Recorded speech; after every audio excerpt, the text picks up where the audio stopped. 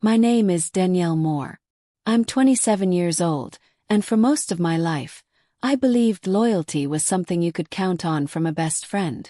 I thought friendship was thicker than gossip, stronger than jealousy, and unshakable even in the storms of life.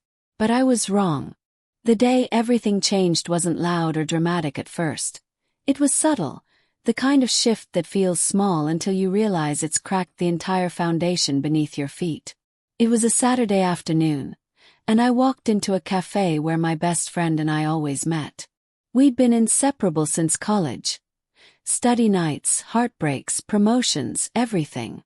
If you saw one of us, the other wasn't far behind.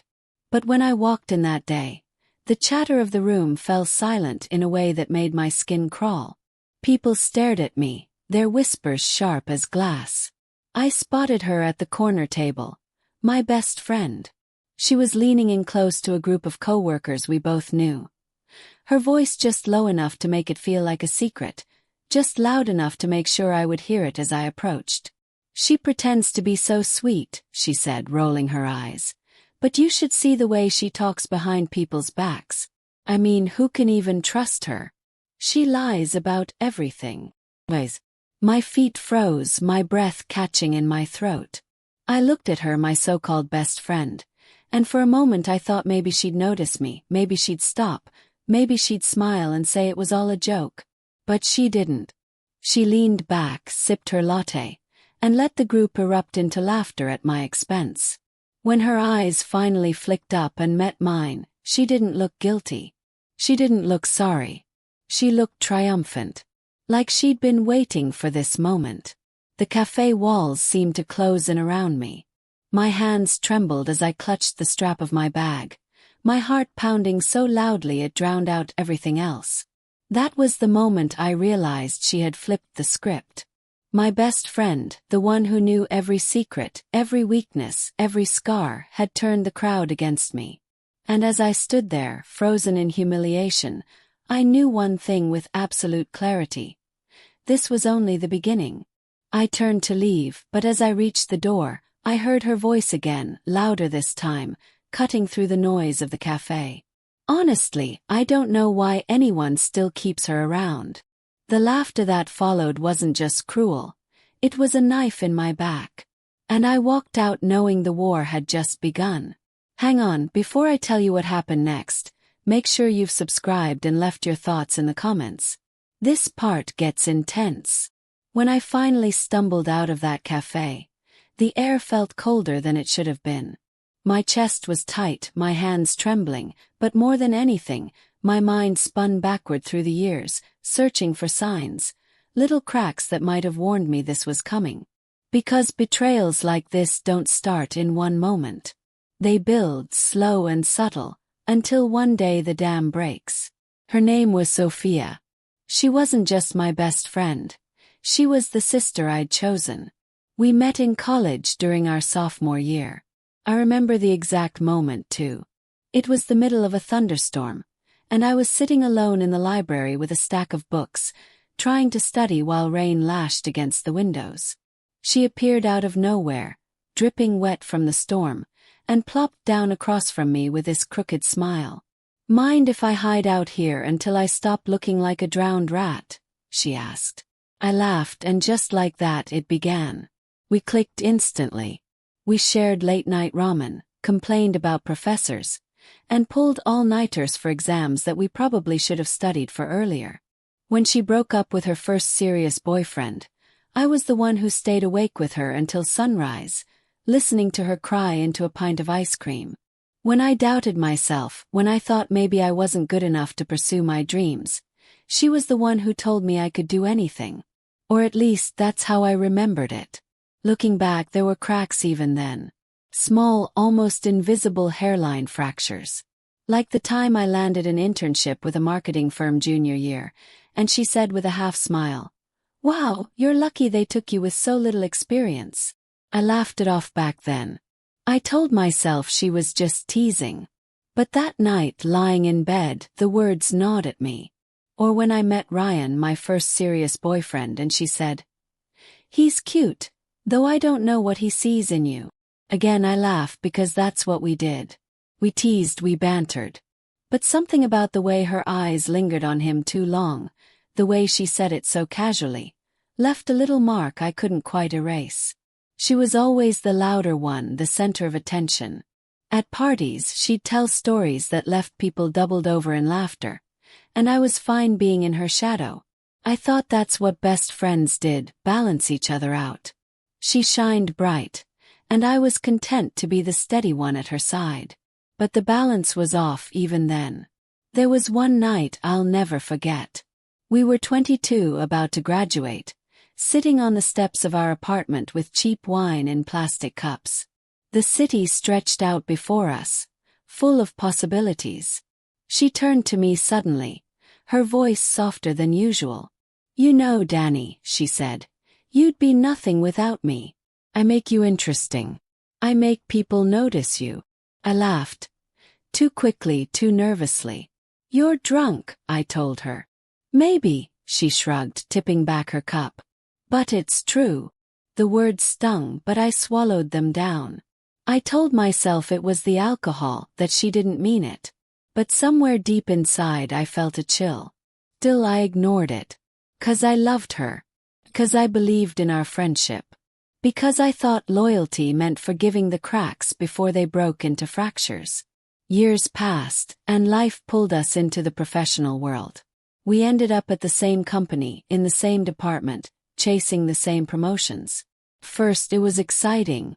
We'd whisper during lunch breaks about our ideas, share strategies, celebrate every small victory. But competition changes people. Or maybe it just reveals who they really are. I noticed the shift when I landed a big account. I was glowing, proud of myself, and I ran to her desk to tell her. She smiled, hugged me and said, "That's great, Danny." But the way her jaw tightened, the way her eyes flicked toward our boss's office, it wasn't joy. It was something colder.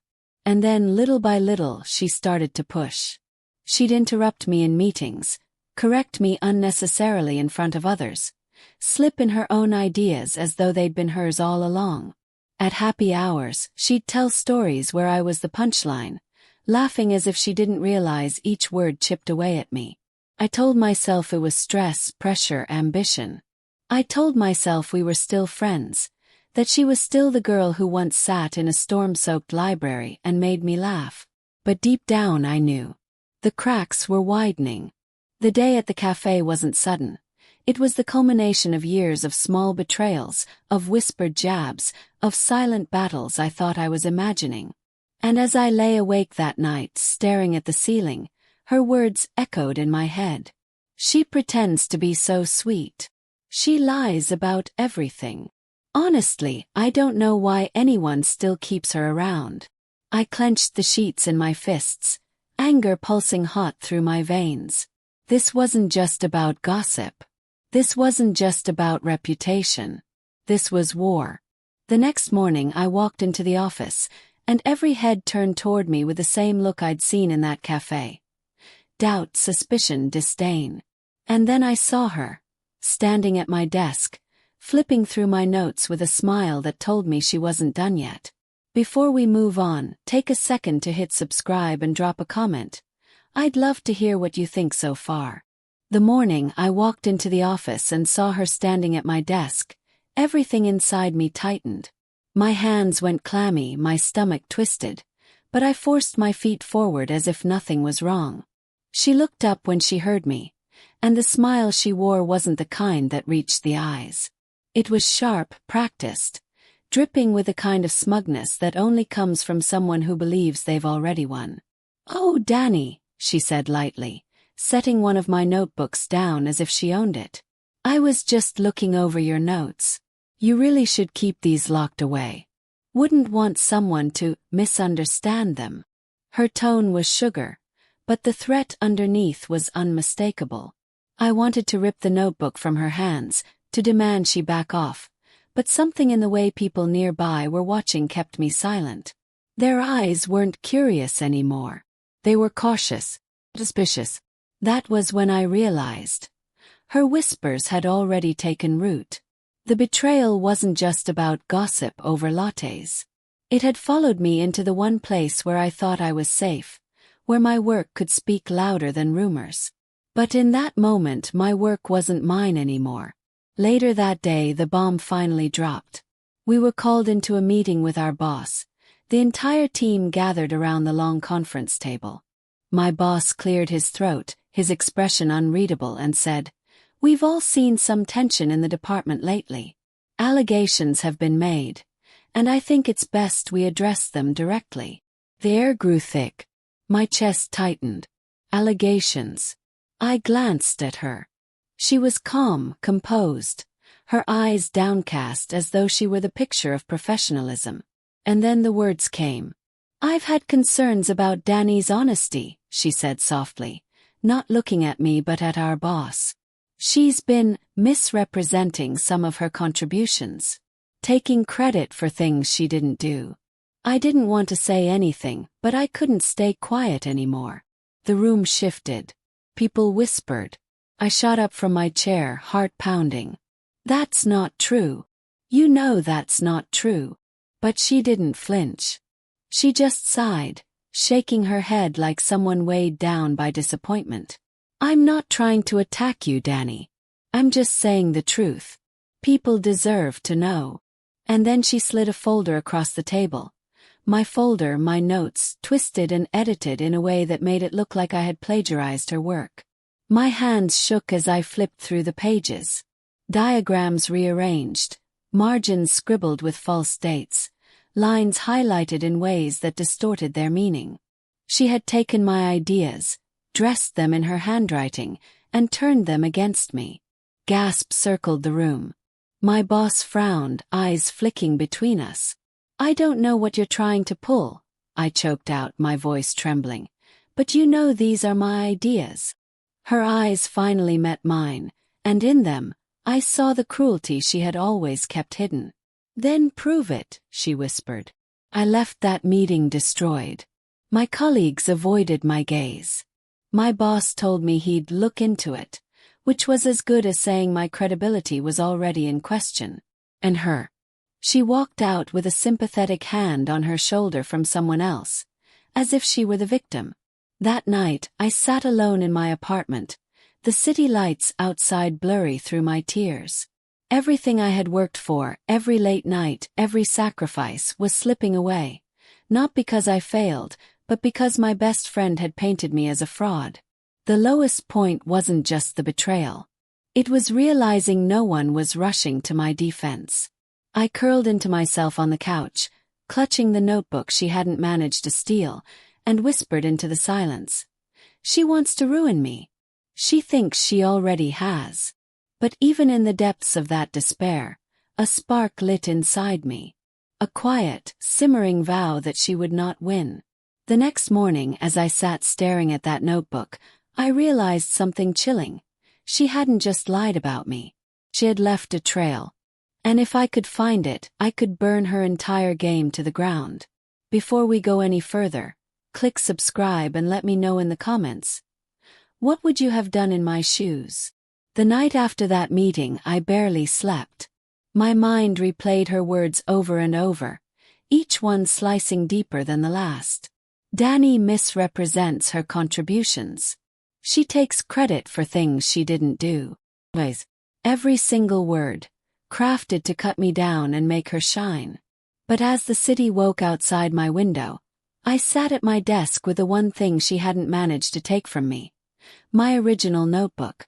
The margins were filled with my handwriting, messy and fast, the way I always scribbled ideas when inspiration hit. On the last page, I noticed something I'd nearly forgotten. Time-stamped sticky notes from weeks ago, stuck there after late-night brainstorming sessions. My proof. And suddenly, through the haze of hurt, clarity cut through. She had overplayed her hand. If she wanted a war, I would give her one. The plan didn't come all at once. It unfolded slowly, like a puzzle, each piece snapping into place as I thought of every move she had made against me. She wanted the promotion. She wanted my reputation destroyed. Fame. I'd let her believe she had both. while I set the stage to tear it all away. Step 1. Gather evidence. I spent the next week quietly combing through emails, project drafts, and shared files. The deeper I dug, the more I saw her fingerprints. Tiny edits made to documents after midnight. File versions conveniently overwritten right after I had shared them. Notes she had copied word for word into her own drafts, hoping no one would notice. And the best part, she was sloppy. She hadn't covered her tracks as well as she thought. The company's servers logged every change, every timestamp, every keystroke. I took screenshots of it all, organized them into a folder, and locked it behind a password only I knew.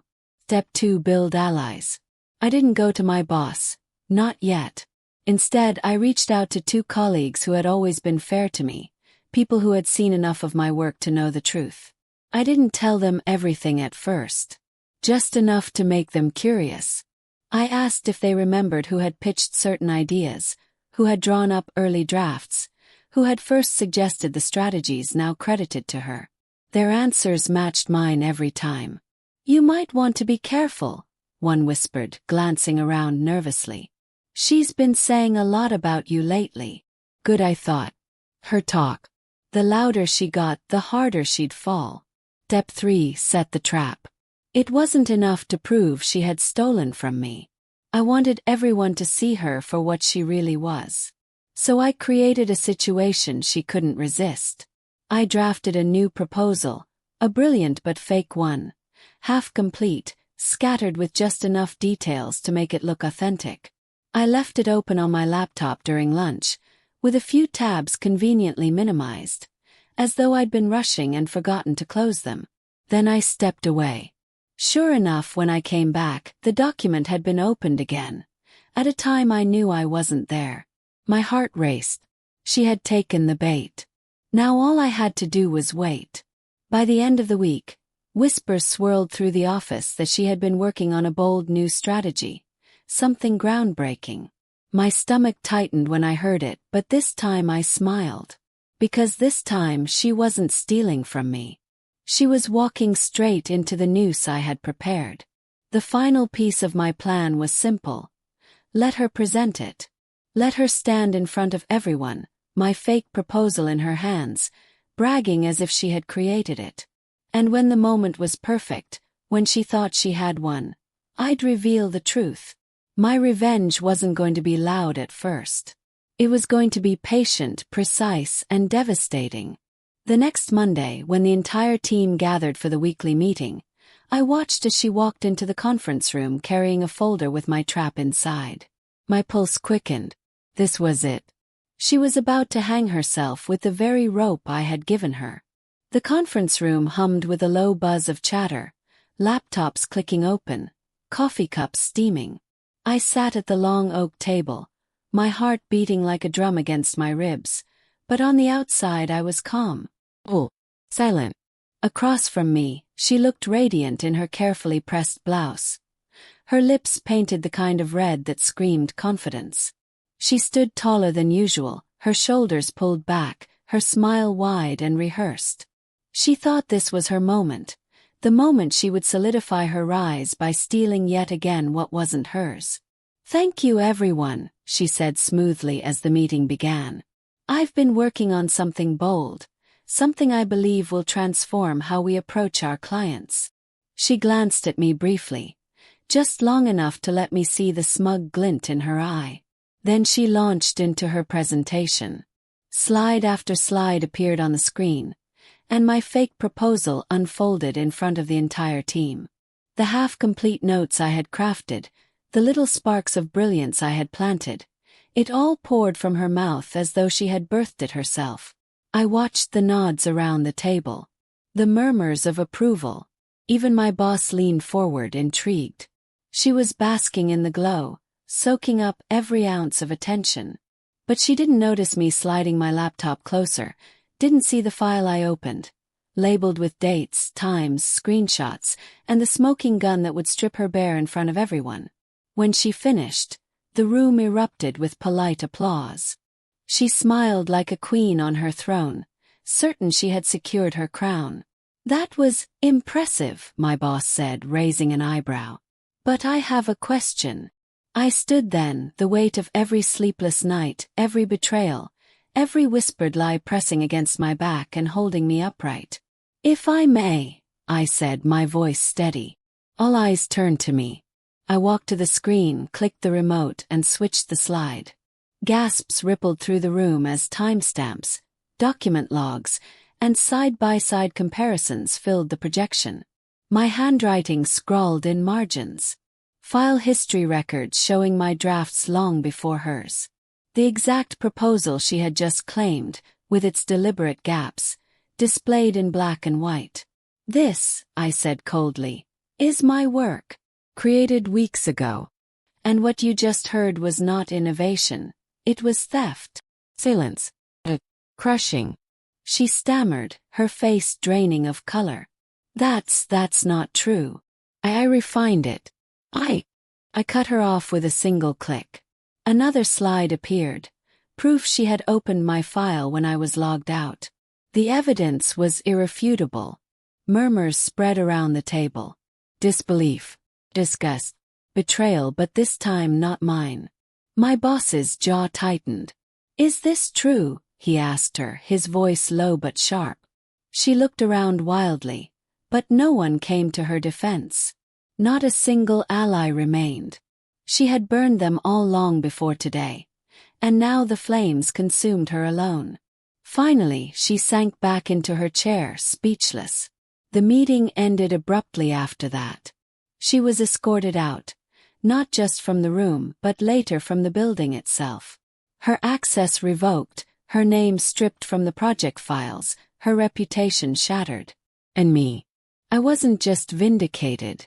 I was elevated. My boss called me into his office that afternoon.